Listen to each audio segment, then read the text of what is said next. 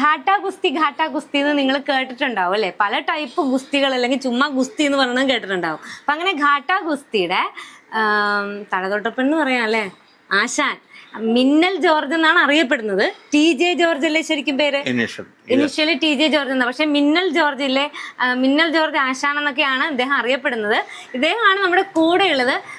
80 വയസ്സായി കേട്ടോ. അതൊന്നും പറയത്തില്ല, 80 ആണ്. 80ലും ഇപ്പോഴും ഇവിടെ പ്രാക്ടീസ് ഘാട്ടാഗുസ്തിയിൽ കൊടുക്കുകയാണ് ആശാൻ. അപ്പൊ ഇന്ന് നമ്മുടെ കൂടെ വിശേഷങ്ങളായിട്ട് നമ്മുടെ ജോർജ് ആശാനുള്ളത്. ഞങ്ങളുടെ CV തെൽസയിലേക്ക് സ്വാഗതം.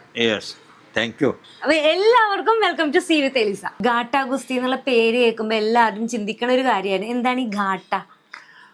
ഘാട്ടാഗുസ്തി എന്ന് വെച്ചാൽ മണ്ണിൽ പിടിക്കുന്നതിനാണ് ഘാട്ട. മണ്ണിൽ കൂടാതെ അതിന് സ്പെഷ്യലായിട്ട് തയ്പ്പിക്കുന്ന ജഡ്ഡിയുണ്ട്, അതും ഇട്ട് പിടിക്കുന്ന. പിന്നെ മറ്റുള്ള ഫ്രീ സ്റ്റൈൽ ഗുസ്തി പോലെ പോയിന്റ് ഇല്ല, ബോഡി വെയിറ്റ് തൂക്കമില്ല.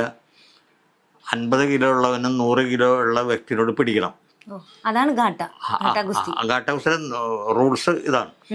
50 kilo ഉള്ളവനും 100 kilo ഉള്ളവനും തോൽപ്പിച്ചാലേ ഘാട്ടാഗുസ്തി മത്സരത്തിലാവുള്ളൂ.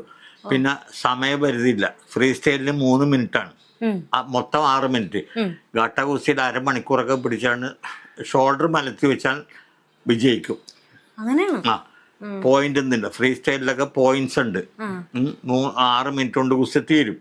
ഇത് അരമണിക്കൂറായാലും ഗുസ്തി തീരണമെങ്കിൽ മലത്തി വെക്കണം. അതുപോലെ യൂണിഫോമായ ജഡ്ഡി ഉണ്ട്, ജഡ്ഡിമേ പിടിച്ച് പൊക്കി അടിക്കാം. ഫ്രീ സ്റ്റൈലില് യൂണിഫോമെ പിടിക്കാൻ പാടില്ല, തൊട്ടാ ഫൗളാണ്, അതിന് പോയിന്റ് പോകും. അപ്പൊ അതാണ് പിന്നെ ഘാട്ടാഗുസ്തി. അത് മണലിലായിരിക്കണം. അതുകൊണ്ട് ഘാട്ടാഗുസ്തിയുടെ ടെക്നിക്സ് ഫ്രീ സ്റ്റൈൽ ഗുസ്തിയായിട്ട് വ്യത്യാസമുണ്ട്.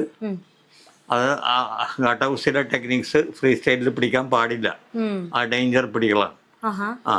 അത് കയ്യോ കാലോ കഴുത്തോ ഒക്കെ ഒടിഞ്ഞു പോകുന്ന. പക്ഷെ അത് ടെക്നിക്സ് പഠിച്ചാൽ ഈസിയാണ്. അതിന്റെ കൗണ്ടർ ഒഴിവുകൾ കൊടുക്കാം. ഊരി പോരാൻ പറ്റും. അപ്പൊ അതിന്റെ ഒഴിവുകൾ അത് പഠിച്ചതിന് ശേഷമേ ആ ഗുസ്തി പിടിക്കാൻ പറ്റത്തുള്ളൂ. അതെ. ആശാൻ എത്ര വയസ്സിലാണ് ഈ ഒരു ഗുസ്തിയിലേക്ക്? ഞാനൊരു 12 വയസ്സിലാണ് ഗുസ്തി പഠിച്ചത്. ആരാണ് പഠിപ്പിച്ചത്? കായംകുളത്തുകാരൻ ഒരു നിക്കൽ ജമാൻ എന്ന് പറഞ്ഞൊരു ഗുസ്തിക്കാരനുണ്ടായിരുന്നു. അദ്ദേഹമാണ് എന്റെ ആശാൻ. 12 വയസ്സിൽ പഠിച്ചു. 15ാമത്തെ വയസ്സിൽ ഞാൻ പൂർത്തീകരിച്ചു. എന്നെ ഘാട്ടാഗുസ്തി മത്സരത്തിന് കേരളത്തിൽ പലയിടത്തും കൊണ്ടുപോയി ആശാൻ ഇറക്കി. ഞാൻ മിക്കയിടത്തുനിന്ന് ഞാൻ ജയിച്ചു പോന്നു. അങ്ങനെ ജനങ്ങളിട്ട പേരാണ് മിന്നൽ. ആ മിന്നൽ എന്നുള്ള പേര് വരണേന് എന്തോ ഒരു കാരണം ഉണ്ടാവുമല്ലോ. ജനങ്ങള് ആവേശം കൊണ്ട് എനിക്ക് ഇട്ട പേരാണ് മിന്നൽ. പെട്ടെന്ന് അടിക്കുമായിരുന്നു. പെട്ടെന്ന് സെക്കൻഡിന് അടിക്കുമായിരുന്നു. അഴീക്കോട്, പൂച്ചാക്കല്, പിന്നെ കുമ്പളങ്ങി പിടിച്ചിട്ടുണ്ട് ഞാൻ. കേരളത്തിന്റെ പല ഭാഗങ്ങളിലും, കൊച്ചി മുഴുവനും എല്ലാ കൊല്ലവും റംസാൻ, ബക്രീദ്, ഓണത്തിനൊക്കെ ഗുസ്തി ഉണ്ടാവും. അന്നേരം എല്ലാം പിടിച്ച് ജനങ്ങള് എനിക്ക് നൽകിയ ഒരു ഓമന പേരാണ്. അത് എനിക്ക് മാത്രമല്ല, എല്ലാ ഘാട്ടാ ഗുസ്തിക്കാർക്ക് ഇരട്ട പേരുണ്ടാവും.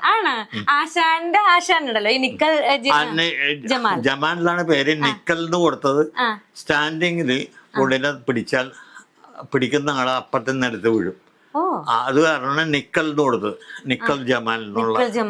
അതെ, അങ്ങനെ ഈ പിന്നെ മണക്കാട് നാരായണ പിള്ള കേരള ഗാമയായിരുന്നു. അദ്ദേഹത്തിന് ആരും തോൽപ്പിച്ചിട്ടില്ല. കേരളത്തിന്റെ മുഖം എപ്പോഴെങ്കിലും തോറ്റിട്ടില്ല. ഇല്ല, ജോഡി എടുത്തിട്ടുണ്ട്. ജോഡിയായിട്ടുണ്ട്.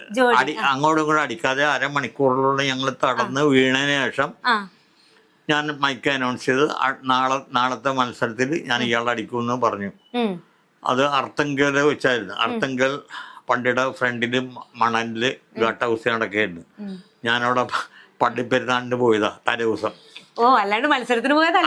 അല്ല പോകുമ്പോഴെപ്പോഴും എൻ്റെ അടുത്ത് ഷഡ്ഡിയും ലങ്കൂട്ടിയും ഉണ്ടാവും. എപ്പം പിടിക്കാനും ഇറങ്ങിയാലും തയ്യാറാണ്. അപ്പൊ അവിടെ ചെല്ലുമ്പോ ഗുസ്തി നടക്കുകയാണ്. അപ്പൊ ഞാൻ എൻ്റെ കൂടെ ഒരു സുഹൃത്തുണ്ടായിരുന്നു, അർത്തങ്കക്കാരന് പൊന്നപ്പൻ. പുള്ളി പറഞ്ഞു, ആശാനെ ജോർജ് നമുക്ക് ഇവിടെ ഗുസ്തിക്കാരൻ, ഞാൻ ഇറങ്ങാന്ന് പറയും. കയറി അവിടെ ചെന്ന് എന്നിപ്പോ വെല്ലുവിളിച്ചവര്, ആ ഫൈലോമാര് വെല്ലുവിളിച്ച്. വെല്ലുവിളി എന്ന് പറഞ്ഞാൽ ആരുണ്ടെങ്കിലും ഗുസ്തിക്ക് കൈയടിക്കാന്ന് പറഞ്ഞപ്പോ ഞാൻ ചാടിക്കേറി കൈയടിച്ചു. ഓ, കൈ അടിക്കണം. അങ്ങനെ കൈ ഇങ്ങനെ കൊടുക്കും. അങ്ങനെ കൊടുത്തതിന് ശേഷം ഒരു 2 മണിക്കൂർ കഴിഞ്ഞപ്പോൾ രാത്രി 9 മണിക്ക് ഗുസ്തി വെച്ചു. 10 മണിയായപ്പോൾ അടിക്കാൻ പറ്റിയില്ല. ഞങ്ങൾ എൻ്റെ കൺട്രോളിൽ തന്നെ ആയിരുന്നെങ്കിലും എൻ്റെ സൈസായിരുന്നു 3 സൈസായിരുന്നു. അപ്പോൾ പിറ്റേ ദിവസം അടിക്കാമെന്ന് പറഞ്ഞു. പിറ്റേ ദിവസം അടിക്കാൻ സാധിച്ചില്ല. അന്ന് ആർക്കെങ്കിൽ പഞ്ചായത്ത് പ്രസിഡന്റ് എൻ്റെ വീട്ടിൽ വന്ന്, ഞാൻ പൊന്നപ്പൻ്റെ വീട്ടിൽ താമസിക്കുകയായിരുന്നു, വന്ന് ജോർജ് ഇന്നമാതിരിയാണ് ആ ഫൈൽവാൻ പോയി കളഞ്ഞ്, കോട്ടയംകാരൻ പോയി കളഞ്ഞ്, ഞങ്ങൾക്ക് ആകെ നഷ്ടമാണ്, ടെൻ്റെല്ലാം അടിച്ചു. ഞാൻ പറയാനത് ഗുസ്തിക്കാർ വേണം. അപ്പം തന്നെ ആ കാറെടുത്ത് ഞാൻ കൊച്ചിയിൽ വന്ന് 3-4 ഗുസ്തിക്കാരുമായിട്ട് അവിടെ ചെന്ന് പിറ്റേ ഗുസ്തി ഞങ്ങൾ കണ്ടിന്യൂ ചെയ്ത്. അപ്പം അയാളെ രക്ഷിച്ച പഞ്ചായത്ത് പ്രസിഡന്റ് അവർ കാശെല്ലാം മുടക്കി ടെൻ്റെല്ലാം അടിച്ച് നടത്തിയതാ. അന്ന് രാത്രി വരെ, പെരുന്നാളിൻ്റെ അന്ന് രാത്രി വരെ ഗുസ്തി ഉണ്ടായിരുന്നു. അങ്ങനെ ഓരോ സ്ഥലങ്ങളിലും, അഴീക്കോട് എന്ന് പറഞ്ഞാൽ അഴീക്കോടുള്ള മനാഫ എന്ന് പറഞ്ഞൊരു ഫൈൽവാൻ, അവിടുത്തെ ബഡ ഫൈൽവാനാണ്. അതായത് എല്ലാവർക്കും പേടി സ്വപ്നമായിരുന്നു അയാൾ കളരിൽ പോയിട്ടും അതും ഇതും ഒക്കെ ആയിരുന്നു, ചട്ടമ്പിയൊക്കെ. പക്ഷെ അയാളെ സെക്കൻഡ് ഞാൻ കൈ കൊടുക്കാൻ അടിച്ചു, അഴീക്കോട് വെച്ച്. അഴീക്കോട് വെച്ച്. അപ്പോ എനിക്കറിഞ്ഞൂടെ, എന്റെ പ്രായം അതാണ്. അതൊക്കെ എത്ര വയസ്സിലാശാനെ? ഏകദേശം 17-18 വയസ്സുണ്ടാവും. അന്നേരം എനിക്ക് 2-3 പേരോട് പിടിച്ചാലേ എന്റെ സ്റ്റാമിന ഔട്ടാവുള്ളൂ. അത്രയും പവറായി. ഞാൻ ദിവസം അത്രയും പരിശീലനം നടത്തും. ഫുഡൊക്കെ നമ്മുടെ സാധാരണ നോർമൽ ഫുഡ് എന്ന് വെച്ചാല് അന്ന് ദാരിദ്ര്യമുള്ള സമയനാണ്. 1957-60 ആലോചിച്ച് നോക്ക്. കേരളത്തിലെല്ലാം മുഴു പട്ടിണിയിലുള്ള സമയത്ത് അന്നത്തെ ഉള്ള ഫുഡ് കഴിച്ചുകൊണ്ടാണ് ഇതെല്ലാം ചെയ്തിട്ടുള്ളത്. ഒന്നുമില്ല. ഇത് 1975 അതെ. 68 വരെ ഞാൻ mister Ernakulam short men class. Short men, അത് 5 അടി 2 ഇഞ്ച് വരെയുള്ള ഹൈറ്റ്. അന്ന് ബോഡി ബിൽഡിങ്ങിന് ഹൈറ്റ് ആയിരുന്നു. 5 അടി 2 ഇഞ്ച് വരെ ഷോർട്ട് മെൻ എന്ന് പറയും. 5 അടി 2 ഇഞ്ച് മുതൽ 6 ഇഞ്ച് വരെ മിഡിൽ ക്ലാസ്, മിഡിൽ. അത് കഴിഞ്ഞാൽ ടോൾ മെൻ, പൊക്കോൺ. ഈ 3 ഗ്രൂപ്പിലായിരുന്നു മനസ്സിലായത്. ഷോർട്ട് മെൻ ക്ലാസ്സിൽ ഞാൻ 3 കൊല്ലം ജില്ലാ ചാമ്പ്യൻ ആയിരുന്നു. മിസ്റ്റർ എറണാകുളം ഫസ്റ്റ് ആയിരുന്നു. ആ സമയത്ത് എടുത്ത ഫോട്ടോ ആണ്. ആ സമയത്ത് എടുത്ത. അന്നത്തെ മീശയൊക്കെ നോക്ക്. എനിക്ക് കണ്ടപ്പോ സ്റ്റേറ്റ് സെക്കൻഡും ആയിരുന്നു. 2 കൊല്ലം കോട്ടയത്ത് പോയി മത്സരിച്ച് സ്റ്റേറ്റ് സെക്കൻഡ് ആയിരുന്നു. ഈ കേരള കേസരി കേരള 86-ല് 86-ല് കേരള കേസരി ടൈറ്റിന് ഇവിടെ ഗുസ്തി മത്സരം, ഗാട്ട ഗുസ്തി മത്സരമാണ് സെപ്പറേറ്റ് നടത്തിയതാണ്. അത് 10-20 കൊല്ലം നടത്തുമായിരുന്നു. അപ്പൊ അതിൻ്റെ അകത്തുള്ള കേസരി ടൈറ്റിൽ എന്ന് പറയുമ്പോൾ ടൈറ്റിൽ കൊടുക്കൂലേ, അതിന്റെ ടൈറ്റിലാണ് സാധനം കേരള കേസരി. അതിനുശേഷം ഓരോരുത്തരും ഓരോ കൊല്ലം 2-3 പേരൊക്കെ ആയിട്ട് വന്നെടുക്കും. ഇങ്ങനെയൊക്കെ വെച്ച് നിന്നാശാ പിന്നെ അങ്ങനെ ഏത് തോളിലാ വെക്കണേ? അങ്ങനെ വല്ലതും ഉണ്ടോ? എന്തോ ഏത് തോളിലാ വെക്കുന്നൊക്കെ റൈറ്റിൽ വെക്കും. പിടിച്ച് കാണട്ടെ. റൈറ്റിൽ ഇങ്ങനെ വെക്കും. എന്നിട്ട് ഈ കൈ ഇങ്ങനെ ബോഡിയുടെ വിങ്സ് ഈ സൈഡ് വിങ്സ് കിട്ടും. ഇങ്ങനെ നിന്ന് 86-ലല്ലേ? 86 എന്തായിരുന്നു അപ്പോഴത്തെ ഒരു വികാരം? പിന്നെ കിട്ടിയിട്ടുണ്ടോ? ഒരു പ്രാവശ്യമാണ് കിട്ടിയിട്ടുള്ളത്? ഒരു പ്രാവശ്യം മത്സരിച്ചുള്ളൂ. അതെന്ത് ഞാനാണ് കണ്ടക്ട് നടത്തുന്നത്, മത്സരങ്ങളൊക്കെ നടത്തുന്നത് ഞാൻ എന്നും നടത്തിക്കൊണ്ടിരിക്കുന്നത് ഞാൻ തന്നെയാണ്. വേറെ ആരും ഇല്ല ചെയ്യാൻ. പക്ഷെ നമ്മുടെ ഈ ഫോർട്ട് കൊച്ചിയിലല്ലാണ്ട് കേരളത്തിൽ വേറെ എവിടെയാണ് ഇപ്പോഴും ഈ ഘാട്ട? കേരളത്തിലെങ്ങും ഇല്ല. ഇവിടെ മാത്രമേ ഉള്ളൂ? കേരളത്തിൽ കൊച്ചിയിൽ മാത്രമേ. ഇപ്പൊ ഞങ്ങൾ ഒരു പ്രാവശ്യം ട്രിവാൻഡ്രത്ത് നടത്തി, തിരുവനന്തപുരത്ത് ഒരു പ്രാവശ്യം നടത്തി. അപ്പം മണക്കാട് നാരായണപിള്ള എന്ന് പറഞ്ഞാൽ അദ്ദേഹത്തിന്റെ മെമ്മോറിയലായിട്ട് അയാൾ ഘാട്ട ഗുസ്തി ചാമ്പ്യനായിരുന്നു. കേരളത്തിന്റെ ഗാമയായിരുന്നു, കേരള ഗാമ. കേരള ഗാമ, ഇന്ത്യൻ ഗാമ എന്ന് പറഞ്ഞാൽ പണ്ടുണ്ടായിരുന്നു ഇന്ത്യക്ക്. അതാരാണ്? അതൊരു ഏത് നാട്ടുകാരനാണ്? അല്ല, അയാള് പാകിസ്ഥാനി ആയിരുന്നു. പണ്ടാണ് പണ്ട് വിഭജിക്കണതിന് മുമ്പ് അയാള് നമ്മുടെ ഇവിടെ പിടിച്ചിരുന്നു. വിഭജിച്ചു കഴിഞ്ഞപ്പോൾ അയാളെ പാകിസ്ഥാനിലേക്ക് വിട്ടു. പിന്നെ അയാളുടെ അന്ത്യം വളരെ ദുഃഖത്തിലായിരുന്നു. കാരണം ഭക്ഷണമില്ലാതെയും ആരും ലോക്കാരില്ലാതെയും ഒക്കെയാണ് മരിച്ചത്. അപ്പൊ ഇത് എടുത്തെടുത്തതിനെ കൊണ്ട് വെച്ചിട്ട് നമുക്ക് മുകളിലുള്ള മെമന്റോ ഒക്കെ കാണാല്ലേ? ഞാനിത് എന്തായാലും എടുത്ത സ്ഥലത്ത് തന്നെ വെച്ചേക്കാം.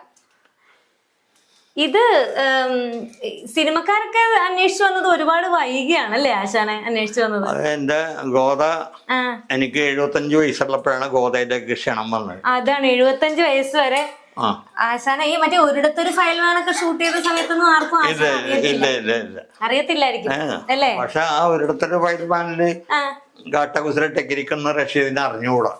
ഓ ആണല്ലേ? പിന്നെ ഗാട്ടകുസിന്റെ അയാള് പിടിച്ചിട്ടുമില്ല. പക്ഷെ ഗോദയില് ആശാൻ കറക്റ്റ് ടെക്നിക്സ് കാണിച്ച് പഠിപ്പിച്ചിട്ടല്ലേ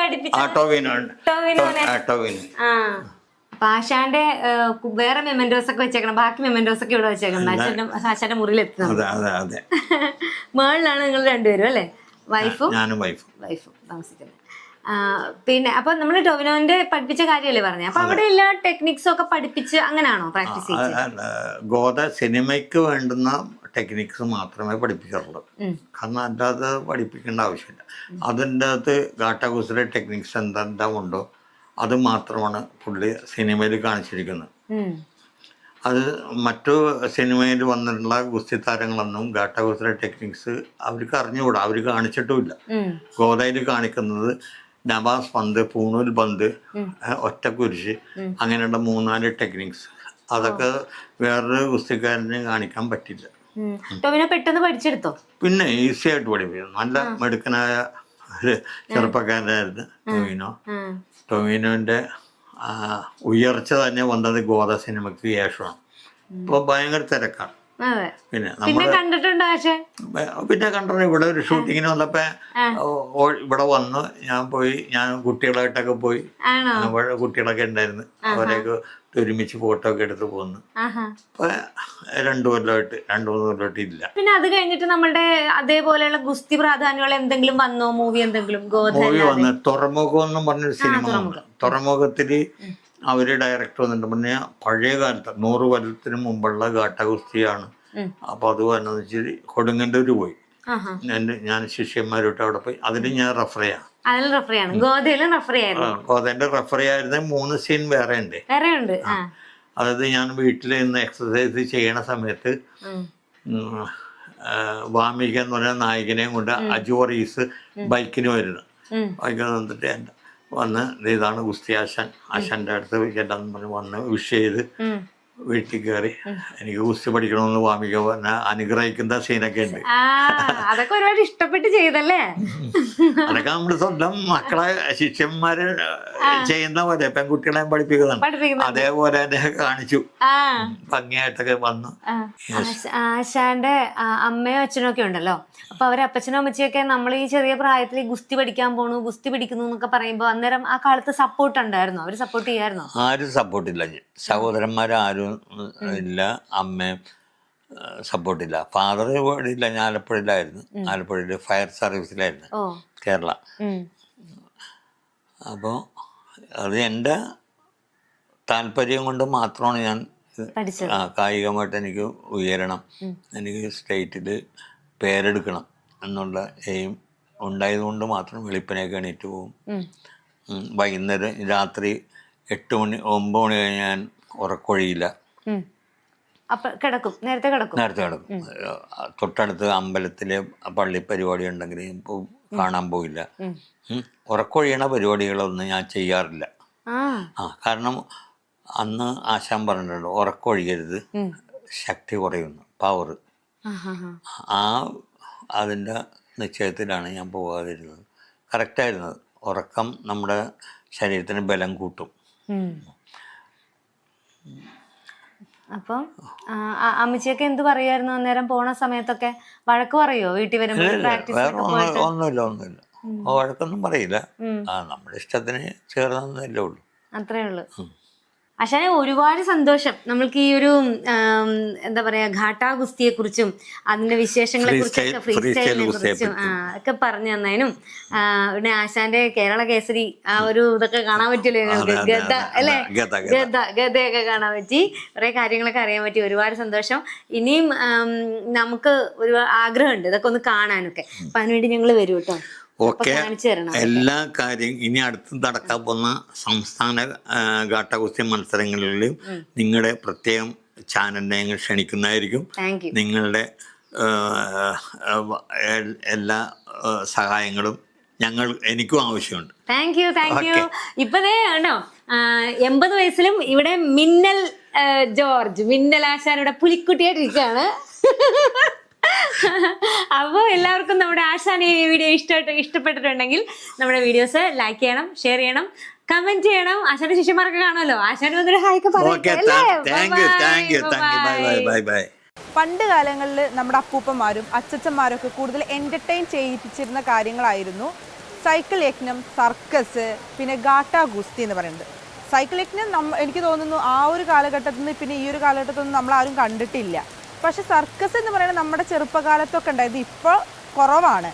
അതേപോലെ തന്നെയാണ് ഗാട്ടാ ഗുസ്തി. ഗാട്ടാ ഗുസ്തി എന്ന് പറയുന്നത് നമ്മൾ ഗോദ സിനിമയിൽ നമ്മുടെ ടൊവിനോയും രഞ്ജി പണിക്കരും വാമികയൊക്കെ ചെയ്യുന്നതില്ലേ, അതാണ് ഗാട്ടാ ഗുസ്തി. ഈ ഗാട്ടാ ഗുസ്തി കേരളത്തിൽ ഉടനീളം പഠിപ്പിച്ചു കൊടുക്കുന്ന ഒരാളുണ്ട് നമ്മുടെ ഫോർട്ട് കൊച്ചിയിൽ. അപ്പം നമ്മളിന്ന് ആ ഗാട്ടാ ഗുസ്തിയുടെ വിശേഷങ്ങളാണ് നമ്മളിന്ന് അറിയാൻ പോകുന്നത്. നമുക്ക് അതെല്ലാം അറിയാം. 20 ദിവസത്തെ പരിശീലനം ടൊവിനോയ്ക്ക് കൊടുത്ത് ടൊവിനോ നമ്മുടെ കൊച്ചു ശിഷ്യന്മാരെ പോലെ തന്നെയാണ് എന്നോട് പെരുമാറിയത്. ആശാനം എങ്ങനെ കാണുന്നോ അതുപോലെ തന്നെ ടൊവിനോ കണ്ടു. 86-ൽ ഞാനിവിടെ കൊച്ചിൻ ഗ്രാപ്ലസ് എന്ന് പറഞ്ഞ റെസ്ലിംഗ് ക്ലബ്ബ് സ്റ്റാർട്ട് ചെയ്തു. 100 കണക്കിന് പിള്ളേരെ ശിഷ്യന്മാരാക്കി.